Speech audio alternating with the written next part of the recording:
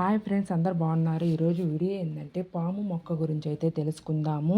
దీనిని snake plant అని కూడా అంటారు. పాము మొక్క అనేది రెండు ప్రధానమైన అర్థాలను కలిగి ఉంటుంది.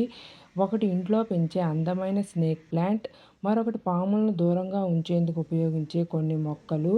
ఉదాహరణకు అత్తగారి నాలుక. స్నేక్ ప్లాంట్ ఇండోర్ గాలిని శుద్ధి చేస్తుంది మరియు చాలా సులభంగా పెరుగుతుంది. పాము నివారక మొక్కలు వాటి వాసన ద్వారా పాములను దూరం చేస్తాయి.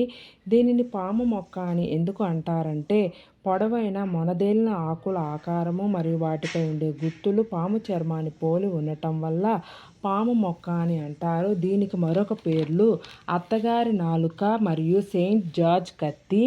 ఇంటి లోపల గాలి నాణ్యతను మెరుగుపరుస్తుంది. విషపూరిత కాలుష్యాలను తొలగించటంలో సహాయపడుతుంది. చాలా సులభంగా పెరుగుతుంది. తక్కువ సంరక్షణ అవసరం. ఈ మొక్క విషపూరితం కాదు మరియు పెంపుడు జంతువులు లేదా పిల్లలు ఉన్న ఇళ్లలో సురక్షితంగా ఉంటుంది. పాములకు నచ్చని వాసనలు లేదా నిర్మాణాలను కలిగి ఉంటాయి కాబట్టి పాములను ఇంటి పరిసరాల నుండి దూరంగా ఉంచుతాయి.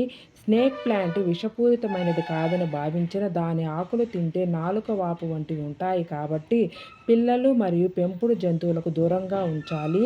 ఈ వీడియో మీకు నచ్చినట్లయితే లైక్ చేయండి, షేర్ చేయండి, కామెంట్ చేయండి. మరొక వీడియోలో కలుద్దాం. Bye friends.